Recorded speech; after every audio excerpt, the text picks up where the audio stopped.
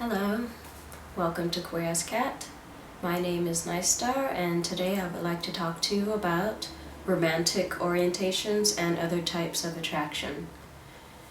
First of all, let me apologize in advance if I look like crap or if I sound like crap because I have a cold and yeah, but I still want to try and make this video, so... Oh, and let me clarify.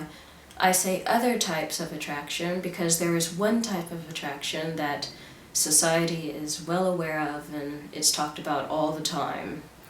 And that, of course, will be sexual attraction. But there are other types of attraction too. Society likes to, overlook them, not even acknowledge them. Just think that everything that goes into attraction is just that one thing. I don't know. But there are other types of attraction, and I would like to talk about those other types because those other types of attraction are just as important, I think. And also, once you know those other types of attraction, then we can talk about romantic orientations. And that's right, there's more than just sexual orientation. There's also romantic orientation. Anyway, let's look at this image. First of all, I would like to say that I did not make this image and I do not claim any credit or anything whatsoever. I'm just using it for illustration purposes because I really love this image and I think it illustrates my point perfectly. So, first up we have sexual attraction. Pretty much everyone knows what that is, more or less. Sexual attraction is a feeling that sexual people get that causes them to desire sexual contact with a specific other person. And I noticed that in this image it says sexual people. So maybe this image was made by an asexual or someone on the A spectrum. Anyway, sexual attraction, I think it's pretty clear. Next we have romantic attraction. Romantic attraction is a feeling that causes people to desire a romantic relationship with a specific other person. So I think it's important to distinguish between these two types of attraction. Yes, they are often both involved when someone considers themselves or feels like they are attracted to somebody, but you can have one without the other. For example, a one-night stand. Someone can feel sexually attracted to someone without even knowing them, without having any particular romantic or emotional attraction to them. There's just sexual attraction there, and that works for some people. And the other way around, someone can be very much romantically and emotionally attracted to somebody, but there can be no sexual feelings whatsoever behind those emotions, those feelings, that romance. Does that make sense? I hope it does. Next, we have crushes and squishies. I'm not going to go into these two because they're not particularly related to the topic that I'm going over now. So following that, we have sensual attraction, a desire to do sensual but not sexual things with certain people, especially relating to tactile sensuality such as cuddling. So sensual attraction, I would consider things like hugging, kissing, cuddling, snuggling, touchy-feely things. So yes, you may be fine with hugging, say, a friend. There is no attraction there. But having this is about the really strong desire to do these things, the urge to kiss somebody, the urge to snuggle up and cuddle in bed with somebody.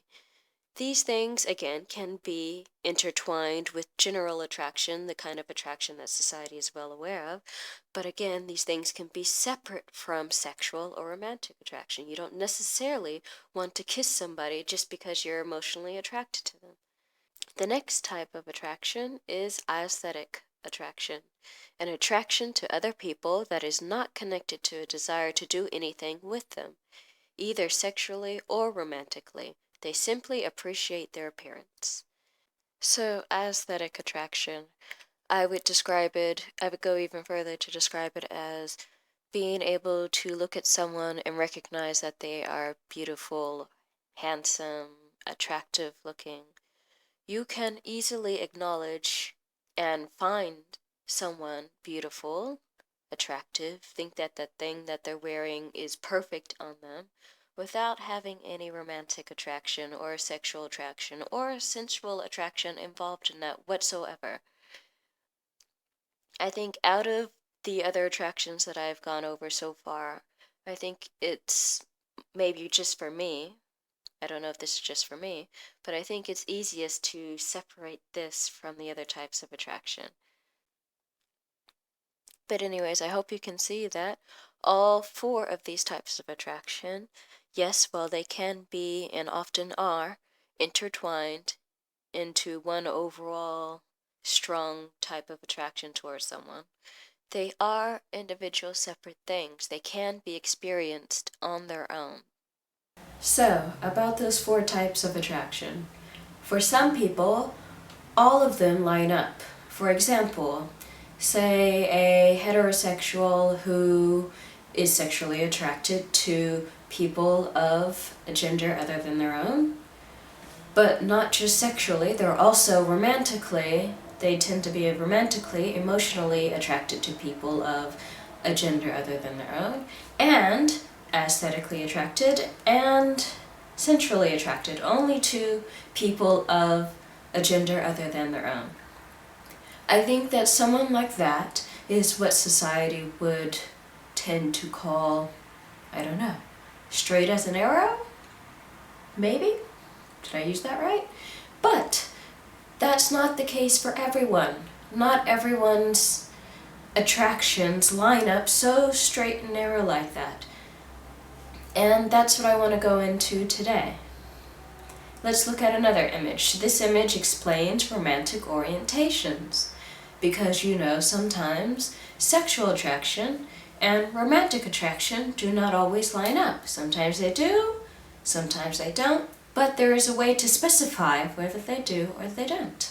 So, this image I did make, so I'd like to apologize in advance if for some reason there is anything that offends someone, or if someone feels that I left out something, or if someone thinks that this can be worded better, please let me know, because I put this image also on Tumblr, so I'll change it on there at least, since I can't change it in the video. So on the left we have some prefixes. Some you may be familiar with, some you may not be, but you're probably familiar with sexual orientation, so you would know heterosexual, for example, homosexual, for example, bisexual. But for every prefix that you would often attach to sexual, there is also a romantic orientation, romantic attraction. For example, the prefix a. An asexual does not experience sexual attraction towards anyone. But you can also say romantic. So, an aromantic does not experience romantic attraction towards anyone. Or gray. Gray asexual. A gray asexual rarely experiences sexual attraction towards anyone. Or romantic. A gray romantic rarely experiences romantic attraction towards anyone. And you can keep going this way down the list. So, for example, take an asexual who does not experience sexual attraction towards anyone. Even though that asexual does not experience sexual attraction towards anyone, that asexual can still experience romantic attraction towards anyone. So, for example, a homo-romantic asexual. No sexual attraction, but they do experience romantic attraction towards people of the same gender as themselves. So, what about, for example, a heterosexual? Heterosexuals experience sexual attraction towards people of different genders than themselves. But what about if that heterosexual was biromantic? So, biromantic, they experience romantic or emotional attraction towards people of the same and to people of other genders than themselves. So while that heterosexual may have the hetero prefix for their sexual orientation, for the romantic orientation, they are bi.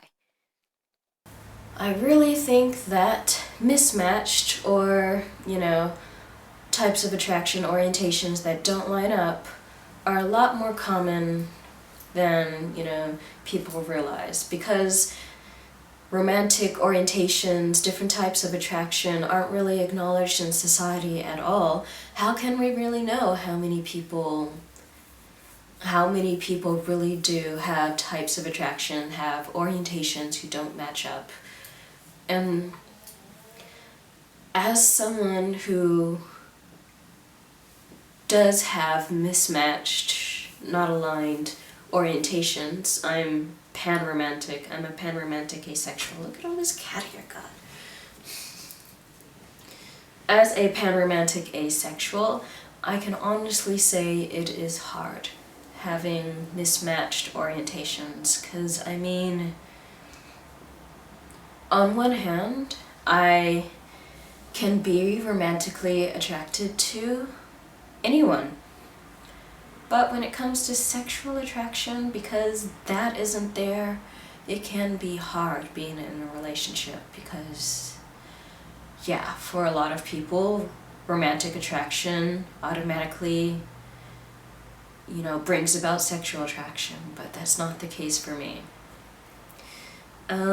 Since romantic orientations and attractions have come about, mostly on the internet, I think they have become talked about more and more, but since they have become talked about, I notice on certain forums more and more people feeling that their orientations don't match up and expressing how hard it is and how confused they are.